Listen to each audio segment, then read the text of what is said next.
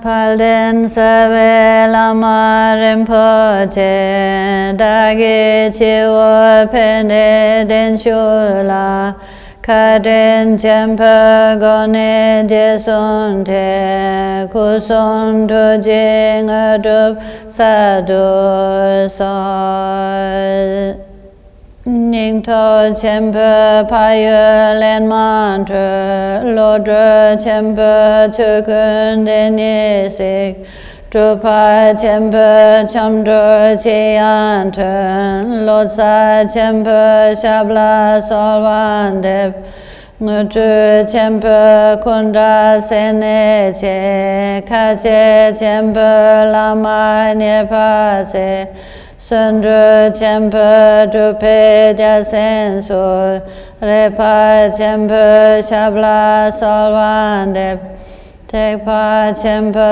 Recho Yonsu Se Shaja Chempa Topa Ngundujo Tenle Chempa Kada Nyampada Nigom Chempa Shabla Solvandep Tampa Namla Gupe Saltavju Drupju Tensen Chonam Shabden Ching Jigteng Dojo Jepadang Jigteng Gele Chempa Chapa Sho Jewa Kuntu Yanda Lamadang Drame Jeje Pala Long Ching Sadang Lam che yanten rapsone Toje change gopanyo topsho.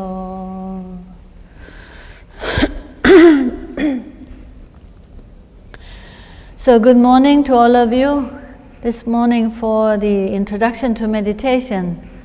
And it's very nice to see you all here and to know that you're interested in learning how to meditate.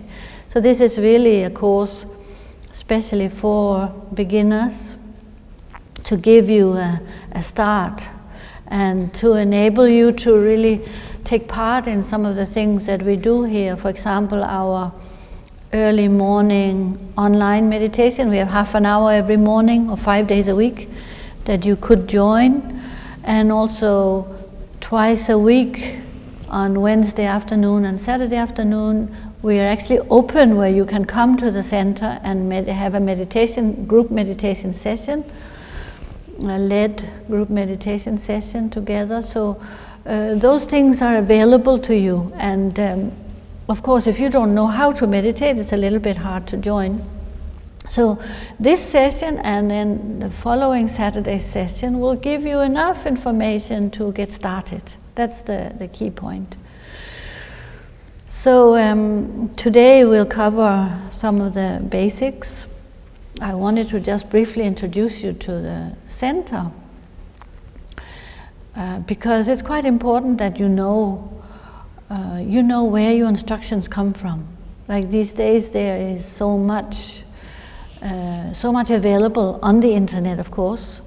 There are so many different people who are advertising themselves. Anyone can advertise themselves as anything. So it can be a little bit difficult for a beginner to really know what to start with and to know what is what.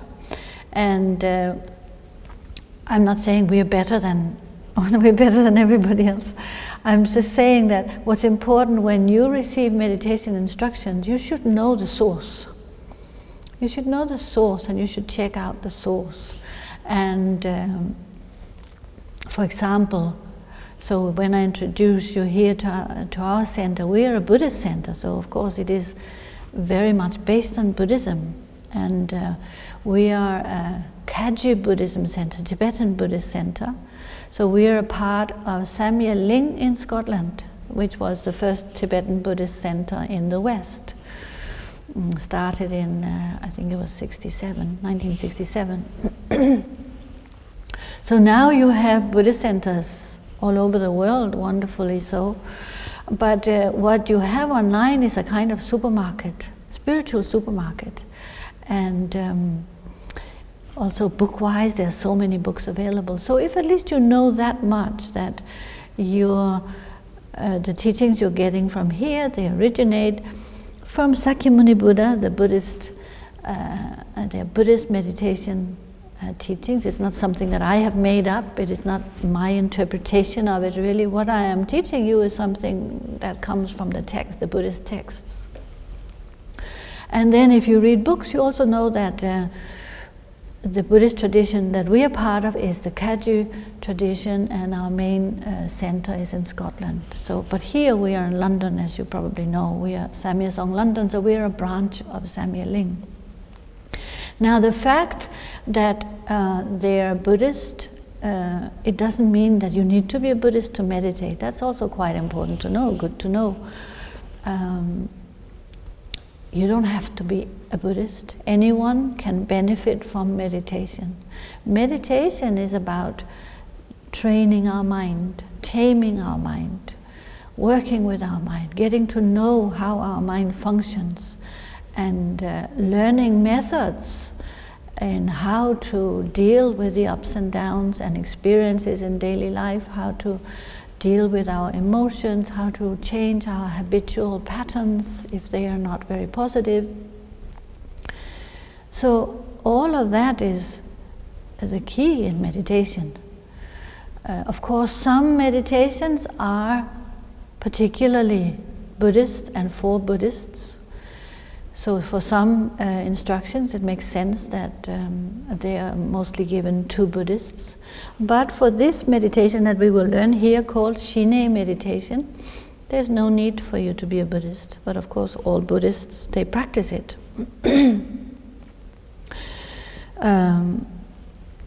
So what is just important to recognize is that all of us, whether we are Christian, Buddhist, Muslim, Hindu, no religion whatsoever, we all have a need for training our mind. We all have a need for some ability to manage our internal landscape.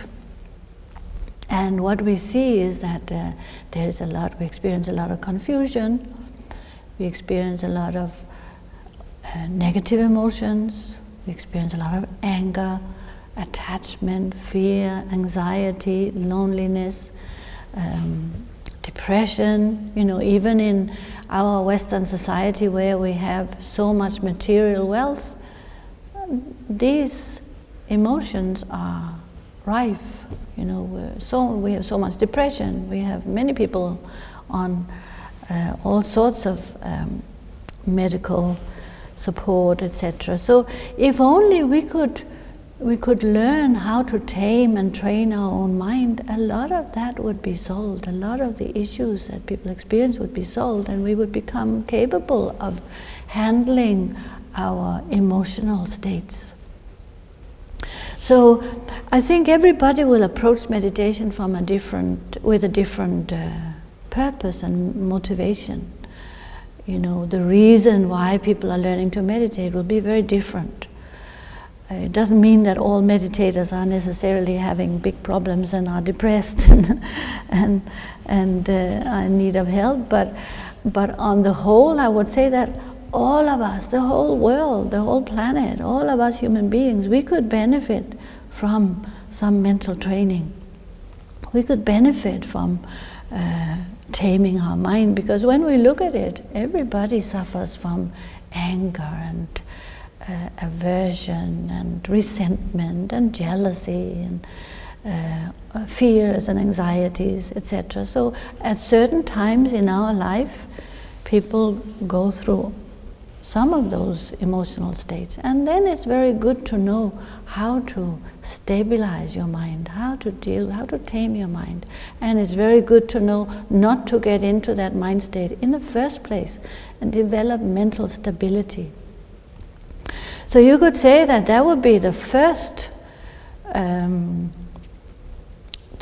focus in meditation. The first thing is really that we recognize our instability.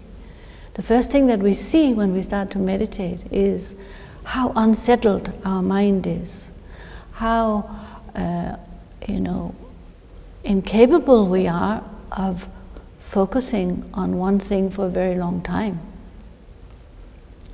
So first we see the scatteredness, the confusion of our own mind, and then gradually we learn how to settle, how to develop inner stability, how to handle our own situations.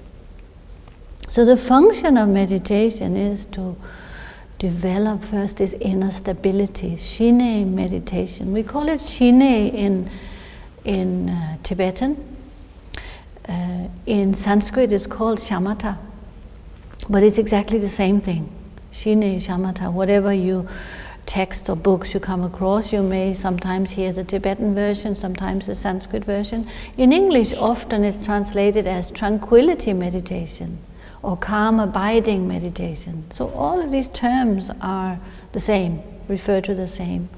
I mostly use the Tibetan term, shine, because we're a Tibetan center. So what does shine mean?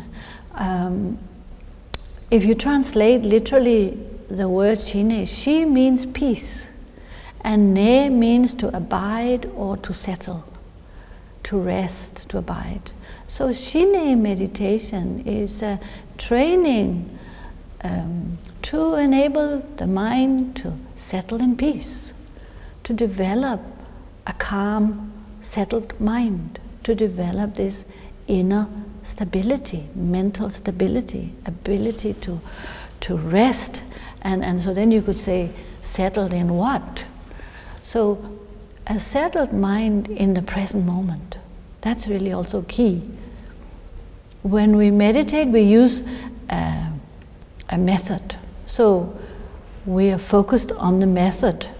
In the actual training, we are settling in the mind on the method, on the object of meditation. But really what that means is we are trying to settle the mind in the present moment. It's just that initially we need something to hold the mind there. It's like a hook, or it's like we're tying the mind down, like a balloon. Like we have a helium balloon, you know, it needs a string.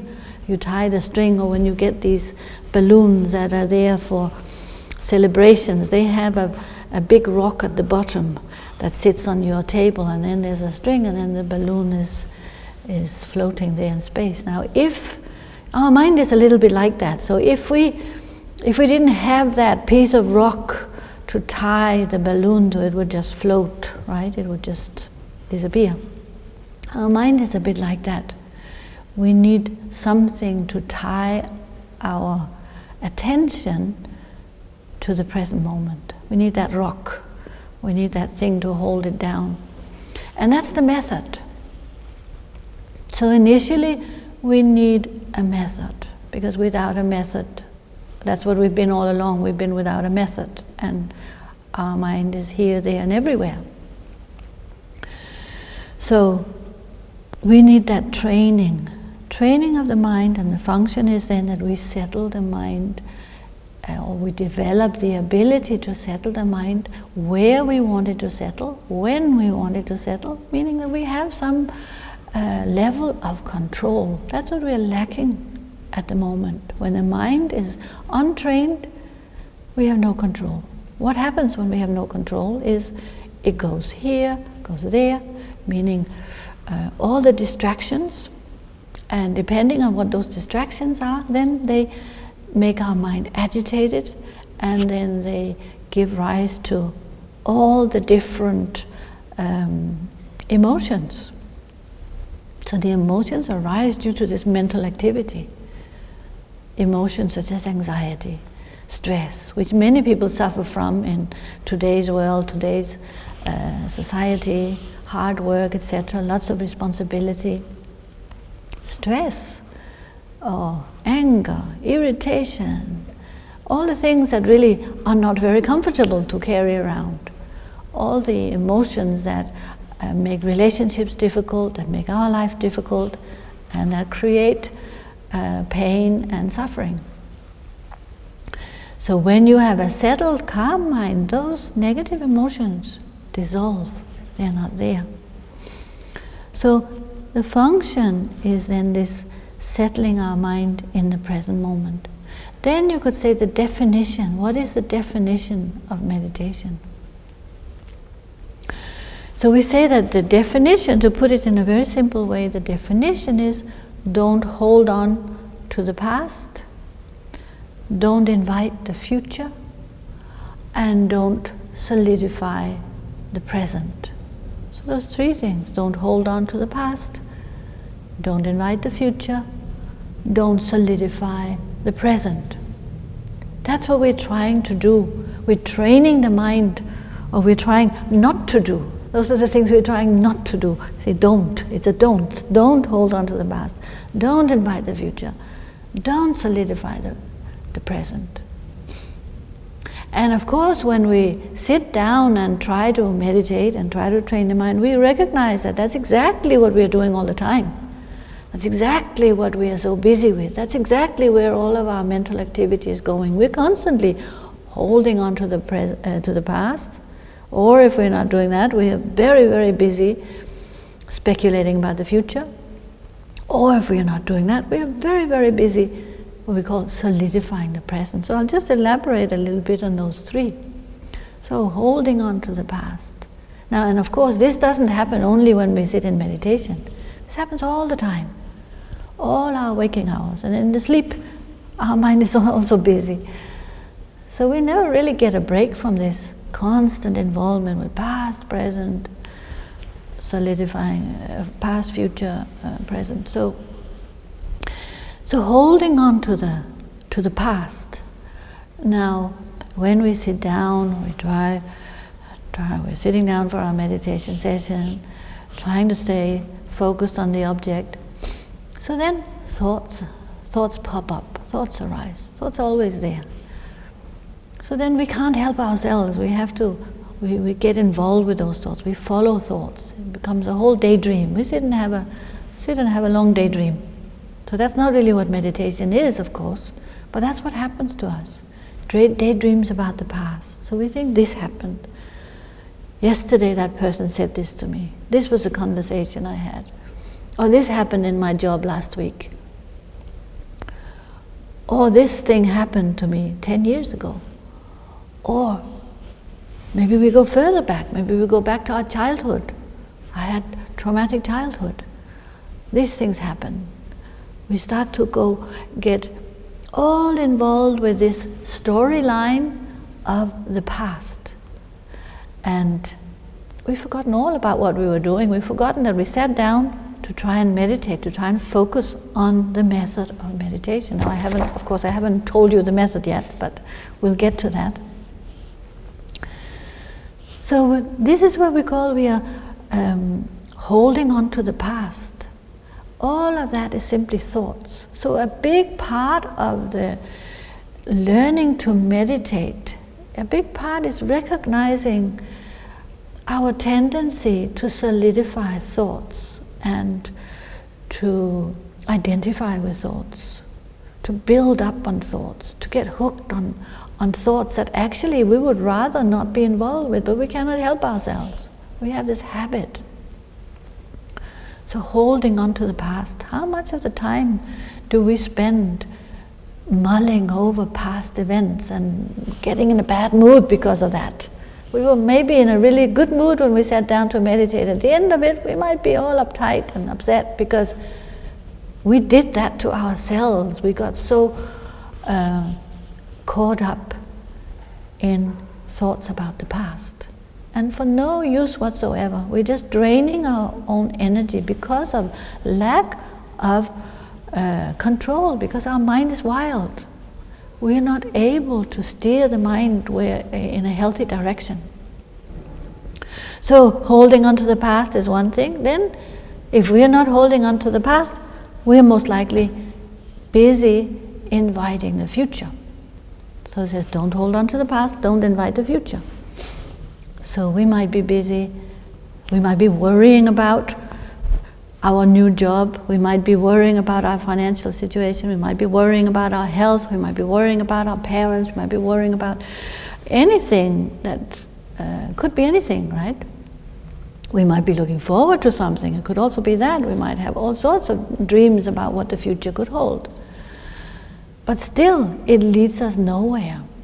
It's still like daydreams. We're daydreaming. So it says this inviting the future. It's like a fisherman throwing a net into a dry riverbed.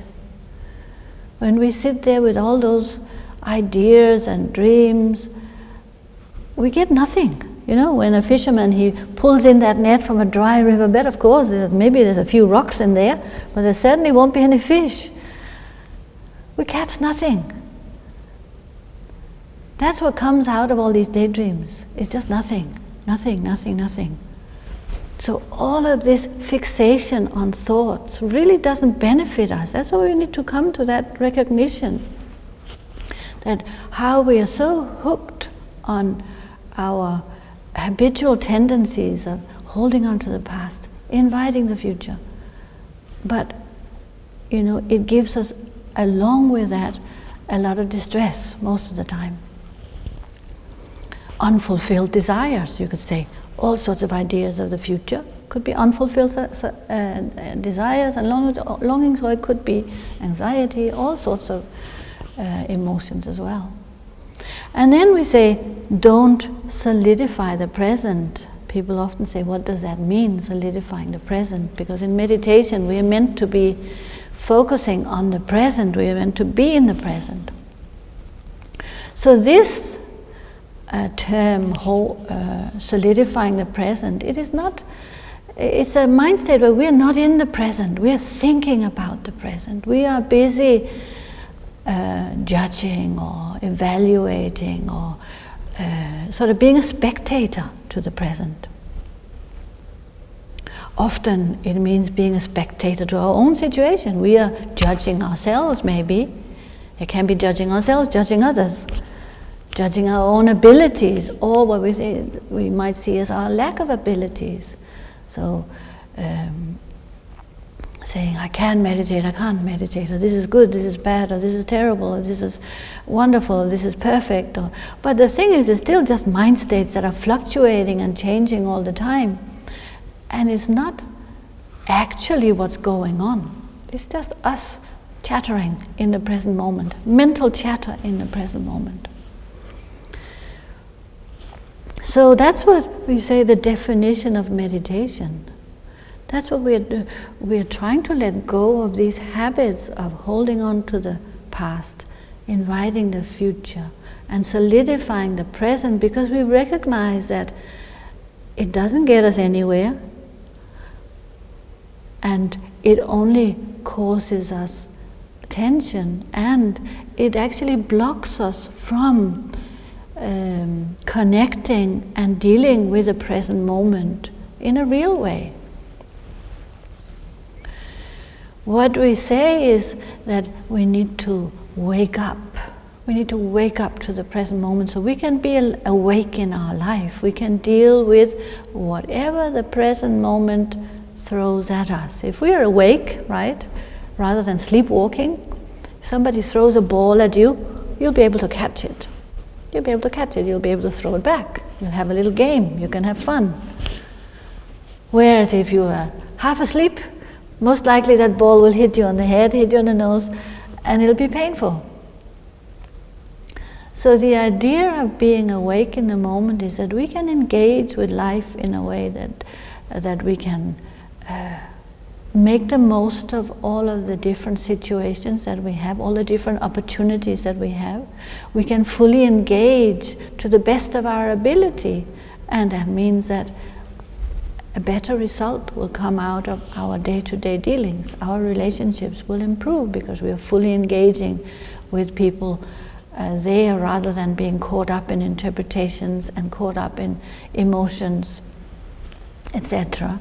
So if we can learn, first of all, recognizing this hold that our habitual mental activity has on us, and then learn to let go of thoughts, then we can recognize that thoughts is not actually who I am. Because the mistake we make is that we identify with the thoughts and we think that, because of all these things that happened in the past, because of all the things I have done or that I didn't do or that others did to me or around me, then I am who I am and I have to be what I am for the rest of my life. We solidify in a very, very heavy way, but it means that we ignore the fact of things is that all of this is constantly changing. We don't recognize that change. We don't recognize that lack of solidity that's actually there. And we don't recognize the potential we have for change for the better. So we might have some we might have some bad habits, sure. But we have the potential to change them into positive mind states, positive habits. That's what you do. You recognize what is there, and you train the mind and you change them into positive habits and positive tendencies. So this tendency to identify with our thoughts, tendency to solidify thoughts, that's something that is part of the beginning of meditation. Well, when I say beginning is usually quite a while. It's not something that we can learn in a short course like this, of course. It's something that we need to continuously practice. Actually, meditation in Tibetan, it is called gom or gompa, gom. So gom means to habituate. And what we're doing in meditation is train. So habituate or train. What we're doing is we're training. And we know that in any aspect of what we could call normal, ordinary life, training means that we don't get perfect right away. We need to do things over and over again, right? We need to repeat.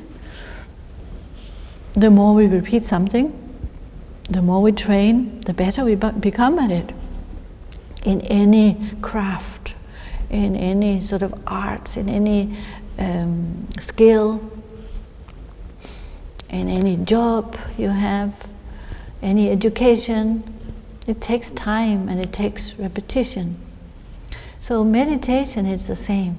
We train the mind. We train the mind to come back to the present moment. We pull it back from all this crazy engagement with the past, isn't it? Isn't it just completely crazy? Why should we spend all our time thinking about the past? It doesn't exist. It's gone, finished, boom. It's just like, why do we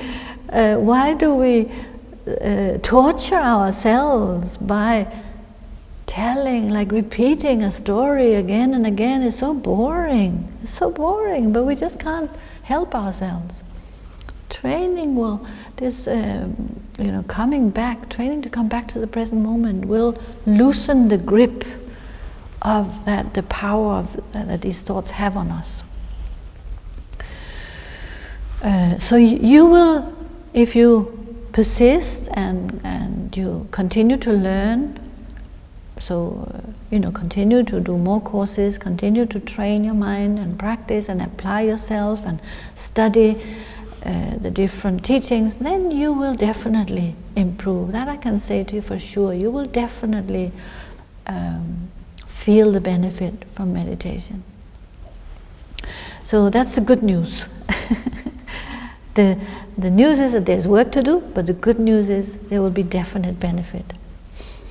And you could say it's a little bit like someone who goes on a journey. When we are traveling, we are going on a journey and we feel that we need so many, maybe we're going on a holiday, we feel that we need so much stuff, we take so much stuff with us. Maybe a huge backpack, or maybe you're somebody who uses suitcases, I don't know, maybe you have 3 big suitcases. The thing is that when we go on that journey, we feel that we need all that stuff. We need that, we need that, we need that, we need all those things. And it weighs us down, especially you carrying that backpack on your back, or you're climbing up a mountain. You know, you would much rather travel with a light backpack rather than a 50 kilo pack on your back. And so we think that all of that stuff is necessary.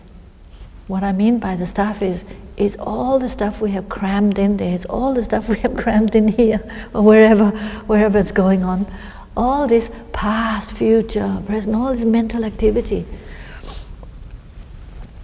all this emotional baggage that we carry, emotional baggage. So then if we do a little recce of our stuff and we think, well, maybe I could do a little with a bit less, and we start to take things out. Look, I thought I needed that, but actually it's just rocks. We're carrying rocks. We're carrying totally useless rocks on this journey, that when we take them out one by one, we just drop them. Because why should I carry around all of this luggage when it only weighs me down? You could say it's a bit like that process of when you start to let go of thoughts, you start to let go of this involvement and this fixation on thoughts. So waking up, the Buddha was called the awakened one in a much deeper sense than what I'm talking about here now.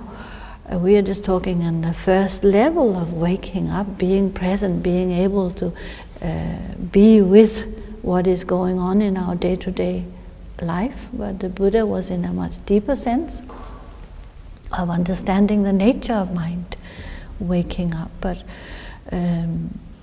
we can think of it now in terms of like daydreaming, because truly when we observe and look at our own mind, I think we can all say that such a huge part of our daytime is spent daydreaming. Daytime, daydreaming. And nighttime is dreaming. Nighttime, we are busy sleeping. 8 hours a night on average, I guess. So 8 hours of our 24-hour day is gone. We can strike it off. So really a third of our life is gone just in bed.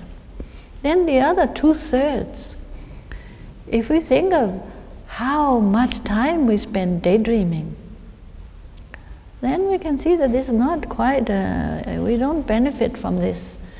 The balance is not very good, it's not in our favor.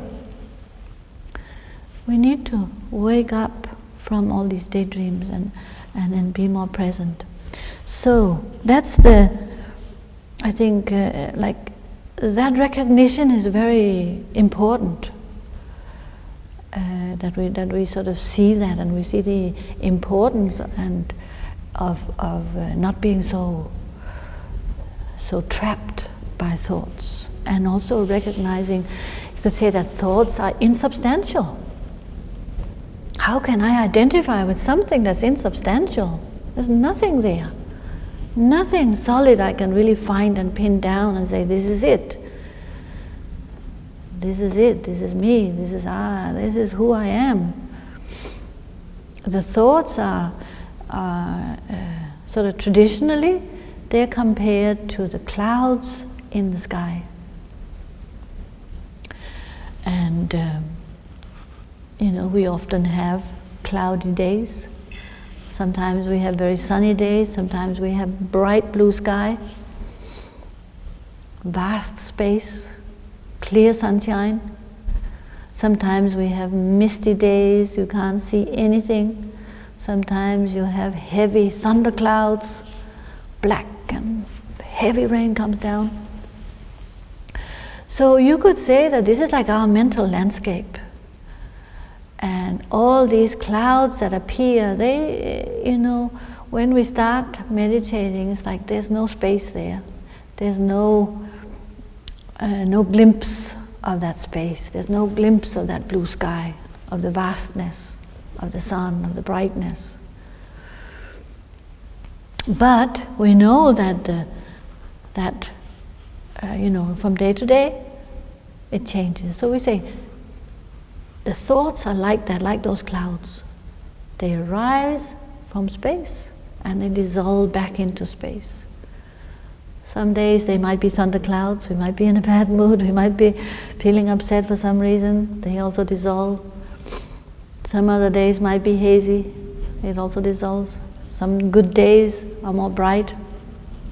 The point is that all of that comes and goes, arises, dissolves, arises, dissolves. How can we identify with any of that? It is so changeable, so impermanent, so unsettled. How can we say this is who I am, even though our tendencies are so strong? The tendencies are so strong and we feel like they're uninterrupted, but they're not uninterrupted. They are, when we look closer, we will see that. And so, this arising and dissolving is what we need to recognize is happening, and we need to, then gradually we will come to see that beyond that, beyond those thick clouds, there is that vastness of space. There is the clarity. And you could say that is who I am. We recognize there's something else beyond those tendencies. So we can identify with that limitless space, with the clarity of the mind, that bright sunshine. Because that's constantly there. Whether clouds appear or not, the sun is always shining somewhere. The limitlessness of space is always there, beyond. It's like that. Say the mind is limitless. The mind has this clarity, and that's what we need to discover. And that's what we can discover through meditation, because as you meditate, gradually the clouds become thinner and thinner and have less hold on us.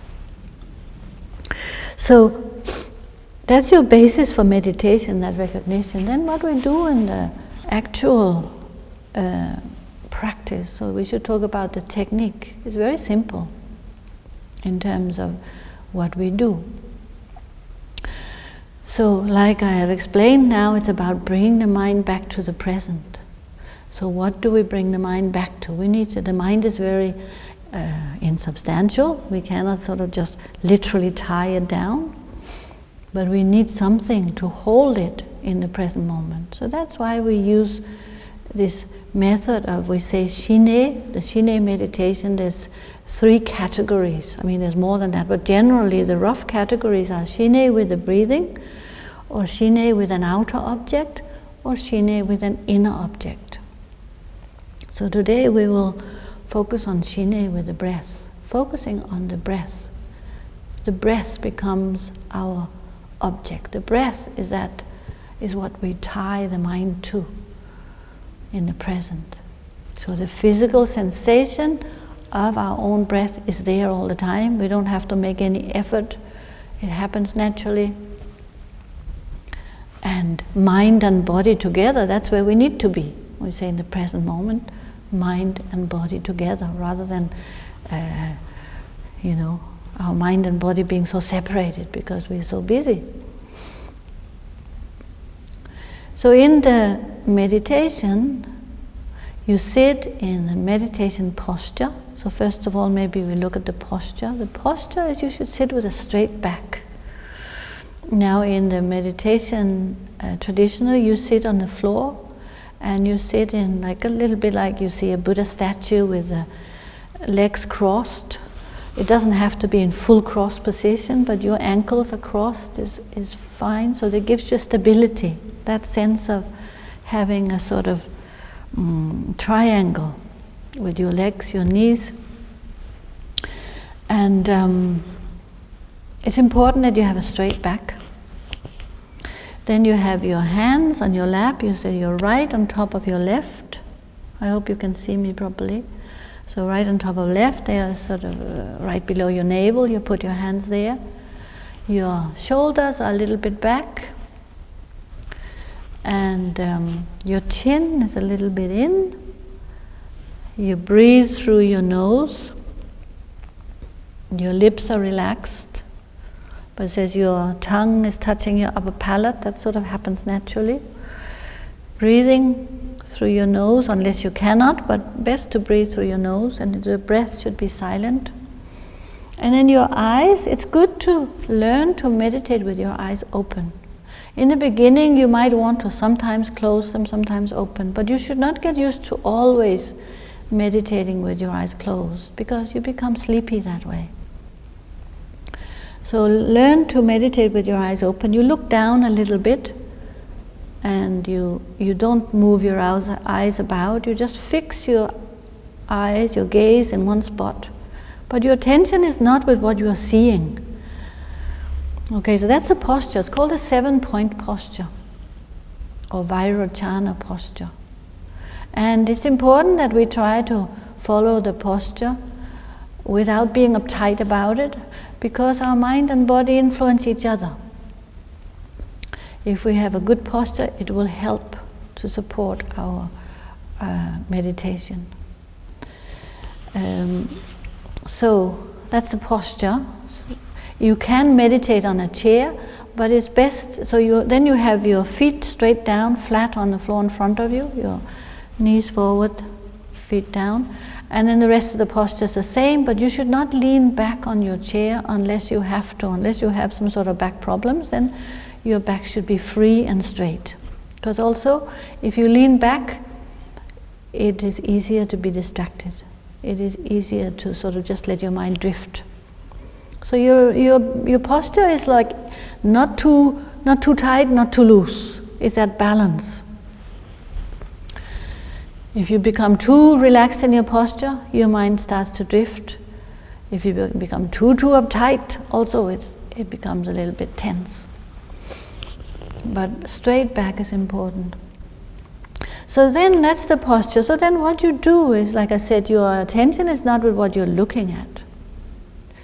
Just like your attention is not with what you're hearing or smelling or tasting or touching. Our senses don't have to be shut down completely, but we need to learn to direct our attention where we want it to be. So now we want our attention to be on the breath. Our breath happens naturally, right? We're sitting, we're breathing. So now we direct our attention to the breath, the in and out breath. So maybe what is easiest to start with is you notice the chest, the movement of the chest rising and falling. It's a big area, so it's easier for you to be aware of the sensation of the breath, of the chest rising and falling. So that's where you settle your mind. That's what you tie your mind to. That's where your balloon, the string, the rope of mindfulness, the mindfulness is tied with this sensation, the physical sensation of the breath. And that's where you try to stay with that, because that is present, that is happening all the time. Right now you're breathing, breath up, breath down, chest up, chest down. So as one sits with that in meditation, then for a while it's okay. Then what often happens is that then a thought, thoughts might pop up, that's okay, but if thoughts are not strong enough, they won't pull your attention away. You can still have thoughts, but you can still stay with a focus. But then what happens at some point, some very attractive thoughts pops up in your mind, and you hook onto that. And then you start to build on it, and before you know it, you've forgotten all about your breath. Then at a certain point, you wake up again. So this little daydream happens. Maybe you were holding on to the past, maybe you were thinking about the future. At a certain point, it's like we suddenly come back. Ooh, come back.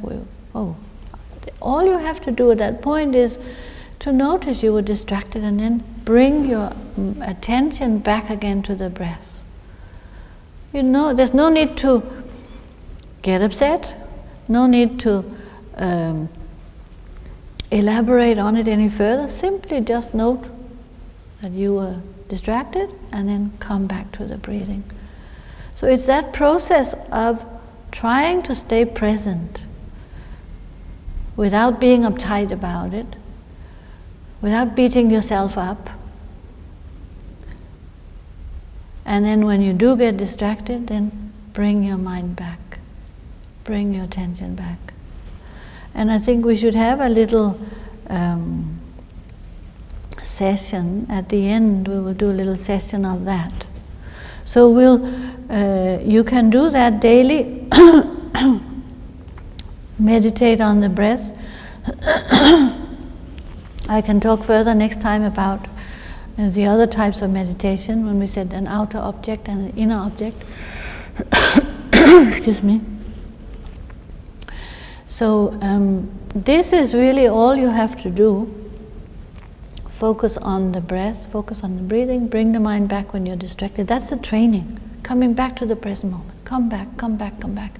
Recognize this futility of chasing thoughts. Now when I say about not planning the future, etc., that is during your meditation session, and also in general. It is beneficial for us to develop that ability to let go. But of course, we are thinking. It doesn't mean that you cannot think. It doesn't mean that you cannot plan the future when you have to plan the future. It doesn't mean that you cannot learn from the past. We should learn from the past. We should learn from past mistakes. We should learn from past tendencies.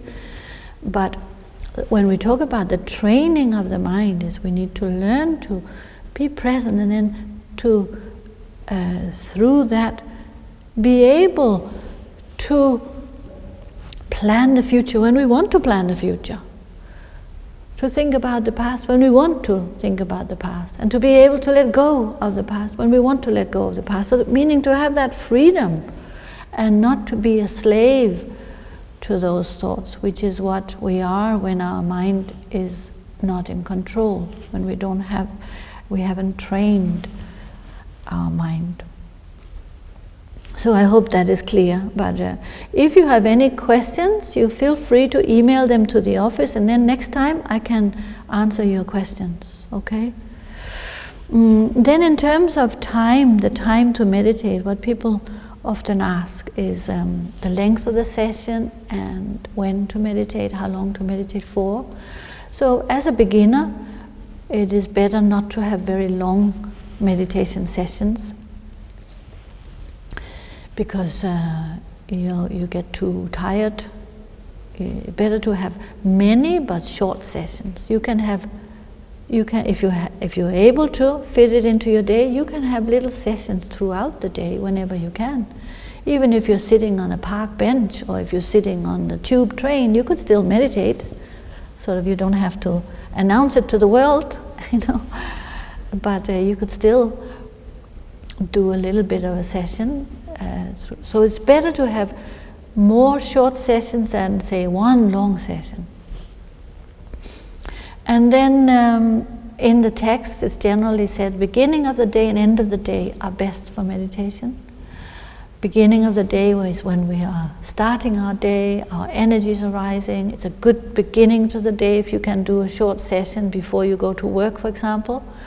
You could have a cup of tea, you could get up, have a cup of tea, then you could do a short session, then you could go to work. So your mind is clear and calm and set for the day and with good intentions. That's a good start to the day. Or you can end your day, or as well you could have a short session in the morning, short session in the evening, both. So the evening is when things are calming down, energies are calming down, slowing down, and you can settle, you can look back on your day and say, how did I manage? Did I stay mindful? Was I able to stay mindful during the day? Because your meditation session should ideally be joined with mindfulness during your daily activities as well, some degree of mindfulness and awareness and presence. But so a morning session and an evening session is good. You could do, say, to start with, you could do 15 minutes 15 minutes in the morning, 15 minutes in the evening, or simply 15 minutes. But if you cannot do morning and evening, then what you need to look at is when can I best find an undisturbed time during my day? And that is, for you, that is the best time. So you need to look at when can I be undisturbed, no telephones, nobody calling me, nobody needing me, nobody knocking on my door. Then that will be the time that you should use for meditation. Or best to have a regular time daily. So if you feel that it's helpful for you, then, as I said in the beginning, 5 days a week, Wednesday to Sunday, we have half an hour session online on the Samye Dzong YouTube that you can join us. Then you're sitting with a group of people, and that gives you strength. Because if it is just yourself, you might get a bit impatient.